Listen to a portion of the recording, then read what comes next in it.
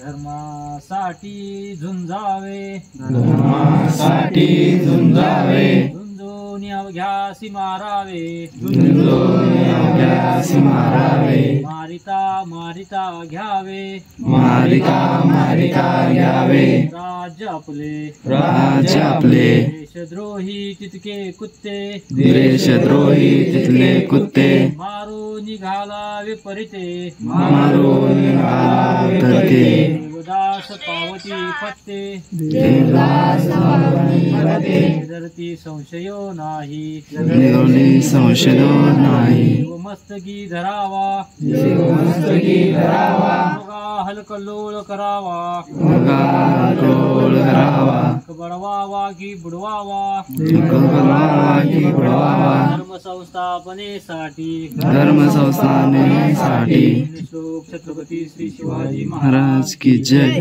धर्मवीर छत्रपती संभाजी महाराज की जय, भारत माता की जय, हिंदू धर्म की जय, हिंदू राष्ट्र की जय. आपण एक श्लोक घ्या. आपले 30 श्लोक असतात 30 दिवसाचे, दररोज एक श्लोक आणि त्याचा अर्थ आहे. हा त्याप्रमाणे आजचा श्लोक तुम्हाला श्लोक सांगतो त्याप्रमाणे आपण आणि त्याचा अर्थ पण सांगतो काय.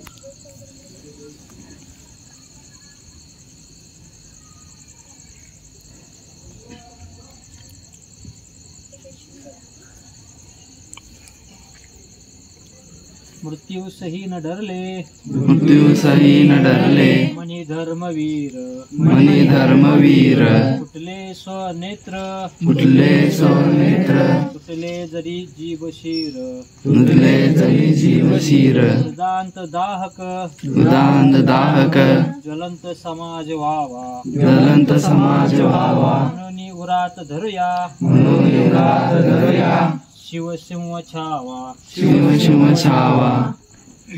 त्या श्लोकचा अर्थ असा आहे, मृत्यू समोर असताना सुद्धा छत्रपती संभाजी महाराज घाबरले नाहीत. औरंगजेबाच्या आदेशानुसार छत्रपती संभाजी महाराजांनी कवी कलश यांचे डोळे खोपणीने जाळले, तसंच त्यांची जीभ ही कापण्यात आली. हे सर्व अत्याचार सहन करून त्यांनी फक्त हे जे काय केले ते देव देश आणि धर्म हिंदूचे धर्मरक्षणासाठी केले.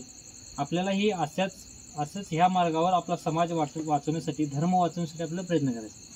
त्यासाठी हा आपला बलिधर्म आहे आणि हेच आपण प्रत्येकाने आपल्या डोक्यात रक्तात हेच ठेवायचं. आणि शिव छत्रपती आणि संभाजी महाराज यांना आपण आठवणे गरजेचं.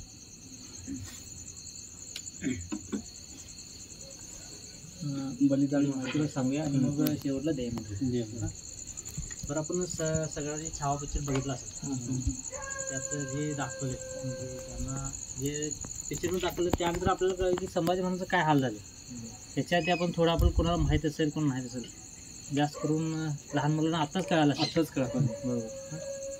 तर हे त्या काळात झालं ज्यावेळेला आपल्या धर्माच्यावर संकट आलं, ज्यावेळेला महाराजांना पकडलं, संभाजी महाराजांना त्यावेळेला पकडल्यानंतर 30 म्हणजे आज फाल्गुन प्रतिपदापासून ते फाल्गुन अमावस्या त्या 30 दिवस महाराजांना छळ करून मारण्यात आलं. दररोज एक शिक्षा नवीन, नखं काढणं, बोट छाटणं, जीभ छाटली, डोळे फोडले, अंगावरची कातडी काढली, त्याच्यावर मीठ लावलं. हे आपण पिक्चरमध्ये बघितलं. आपल्याला बघताना एवढे यातना झाले असेल, एक पण जो पिक्चर बघा गेलाय किंवा चित्रपट गेलाय एक पण व्यक्तीची डोळ्यात पाणी आलं नसेल असेल, एक पण व्यक्ती नसेल आपले हिंदूचे, बरोबर ना. बरोबर.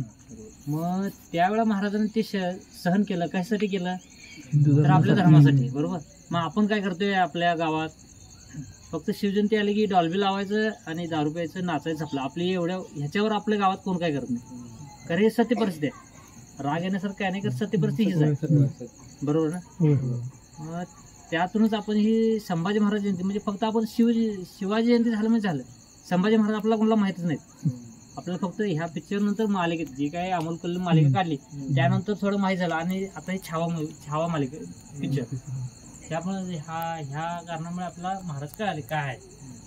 पण हेच आपल्याला गेले 35 वर्ष 36 वर्षाला शिवप्रतिष्ठा हा धर्म बलिदान मास पावतोय.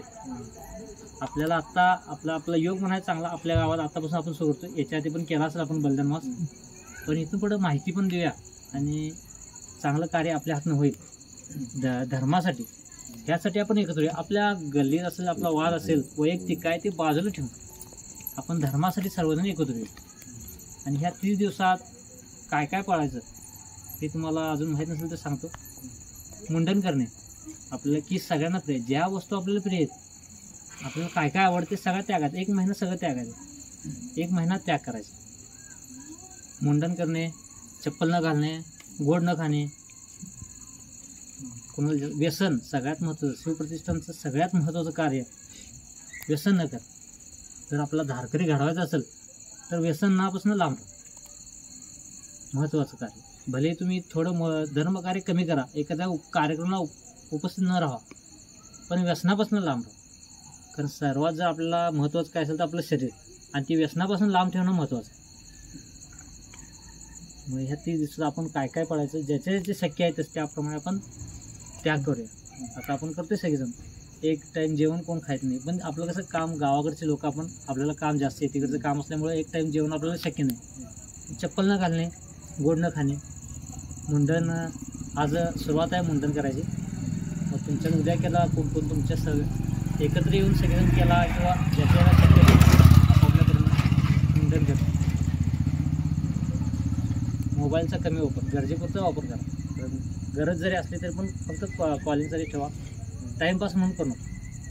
हे 30 दिवस गोड नाही खाणे, चहा पिणे, कार्यक्रमाला शक्यतो कार्यक्रम टाळावेत, पण लईच अति असले तर जावं, कुठल्याही शुभ कार्यात जाऊ नये. हेच त्याग, आपला त्याग हा शंभू महाराजांना एक श्रद्धांजली, ते आपण सर्वांनी पाळूया. आणि हा बलिदान मासा आपण त्यासाठी मुकपद यात्रा म्हणून, शेवटच्या दिवशी आपली मुकपद यात्रा म्हणून असते. आपल्या गावात आपण न बोलता आपण जसं मिरवणूक हे काढतो, आपण अंत्ययात्रा काढतो, त्याप्रमाणे ही मुकपद यात्रा असते. त्यासाठी शेवटच्या दिवशी आम्ही येऊ इथं, आपण सर्वांनी एकूण जशी संख्या आपली वाढेल त्याप्रमाणे आपल्या सर्वांना सांगा, मित्रांना आहे भले एक